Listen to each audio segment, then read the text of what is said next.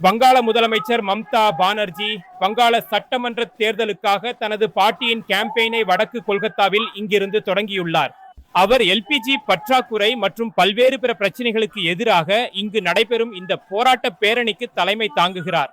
இது வடக்கு கல்கத்தாவிலிருந்து மத்திய கொல்கத்தா வரை நடைபெறும் 2 கிலோமீட்டர் பேரணியாகும். இன்னும் சற்று நேரத்தில் அவர் உங்கள் பிரேமில் வருவார். அதனால் நீங்கள் இப்போது முன்னால் ஒரு ஊடக குழுவை பார்க்கலாம். அதன் பிறகு வங்காள முதலமைச்சரை பார்ப்பீர்கள். மேலும் நீங்கள் பார்க்கிற இந்த கயிற்று தடுப்புகளுக்கு உள்ளே அவர் இங்கே நடந்து கொண்டிருக்கிறார். நான் சொன்னது போல் வங்காளத்தில் தேர்தல் அறிவிக்கப்பட்ட ஒரு நாள் கழித்து இது நடக்கிறது.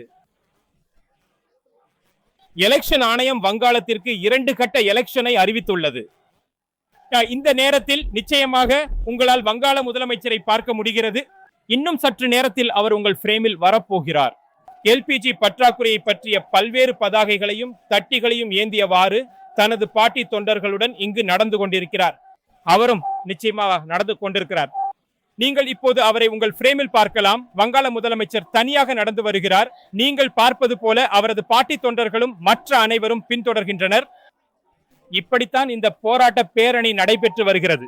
வங்காள முதலமைச்சருடன் சேர்ந்து அவரது ஆதரவாளர்கள் மற்றும் பார்ட்டி தொண்டர்கள் என பலரும் இந்த போராட்டத்தில் பங்கேற்க இங்கு வரிசையாக நிற்கின்றனர்.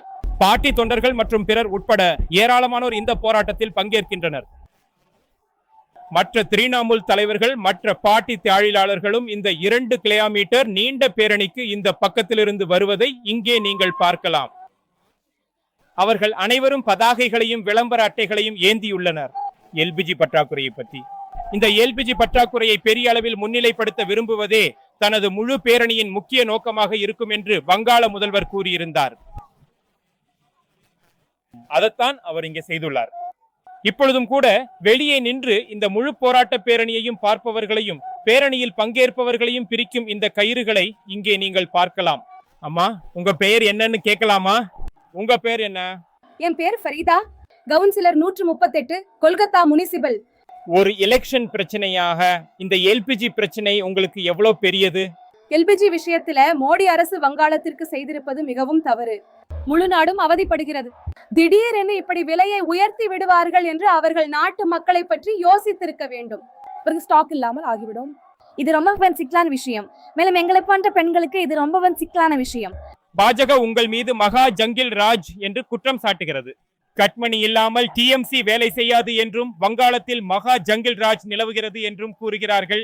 நீங்கள் என்ன சொல்வீர்கள்? யார் எப்படி இருக்கிறாங்களோ அவங்கள மத்தவங்களை பற்றியும் அப்படித்தான் நினைப்பாங்க. அவர்களுடைய அரசாங்கம் எங்கெல்லாம் இருக்கிறதோ அங்கெல்லாம் ஏற்கனவே ஜங்கில் ராஜ் தான் நடந்து கொண்டிருக்கிறது. நீங்களே பார்த்திருக்கிறீங்க. வங்காளம் அமைதியான ஒரு பீஸ்ஃபுல் இடம். கொல்கத்தாவும் மேற்கு வங்காளமும் தான் மிகவும் சேஃபான இடங்கள் என்று உலகத்திற்கே தெரியும். இது தெரிஞ்ச பிறகும் அவங்களோட எப்படி சொன்னா அது ரொம்ப வெட்கக்கேடான விஷயம். மிக்க நன்றி. இந்த எதிர்ப்பு பேரணியில் கலந்து கொள்ளும் ஏராளமான மக்கள் இங்கே இருக்கிறார்கள். இங்கே இருக்கும் இந்த மக்களில் சிலர். மேடம், உங்கள் பேர் என்ன? மேகா சௌத்ரி. நீங்க டிஎம்சி ஆதரவாளர். நீங்கள் பேரணியை பார்க்கிறீர்கள்? ஆம், நிச்சயமாக. தீதியுடன் இருக்கிறோம். இந்த எல்பிஜி தொடர்பான பிரச்சனை உங்களுக்கு எவ்வளவு பெரிய பிரச்சனை? எங்களுக்கு சமைப்பதில் மிகவும் சிரமமாக உள்ளது. கேஸ் அவசியம் தானே. நாங்கள் சமைக்கும் போது எப்படி எங்கள் குடும்பத்தை ஒரு ஒழுங்குமுறையுடன் முன்னோட்டு கொண்டு செல்வது? நேரத்தை நிர்வகிக்க வேண்டும். குழந்தைகள் பள்ளிக்கு செல்ல ஆபீஸ் உணவு.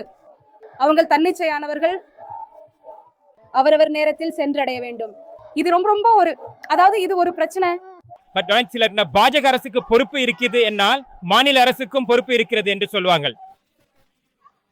மேடம், மாநில அரசின் பொறுப்பை பற்றி நீங்கள் என்ன சொல்வீர்கள்? இது மத்திய அரசுடையது மட்டுமில்லை. முழு விவரங்களையும் தீதி தான் சொல்லுவாங்க. இதை பற்றி உங்களுக்கு தெரியாது? இல்ல. இது ஒரு பெரிய பிரச்சனைன்னு நீங்க நினைக்கிறீங்களா? இது ஒரு பெரிய பிரச்சனை.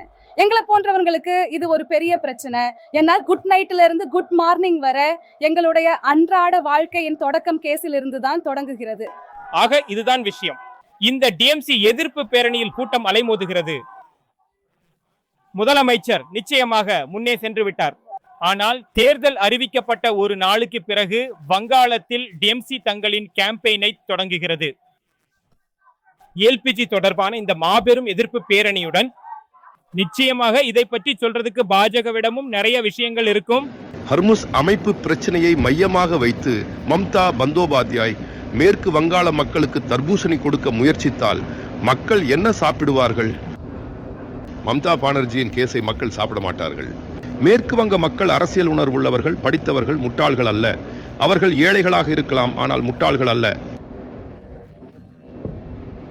இந்த நாட்டின் கடினமான காலங்களில் ஏதேனும் ஒரு பிரச்சனை ஏற்பட்டால் மக்கள் துணை நிற்பார்கள், விமர்சனம் செய்ய மாட்டார்கள். 2 நாட்களுக்குள் அனைத்து பிரச்சனைகளும் தீர்ந்துவிடும். திரிணாமுல் தனக்குத்தானே பிரச்சனையில் சிக்கிக் கொண்டது. அதனால்தான் முதல்வர் தெருவில் இருக்கிறார்.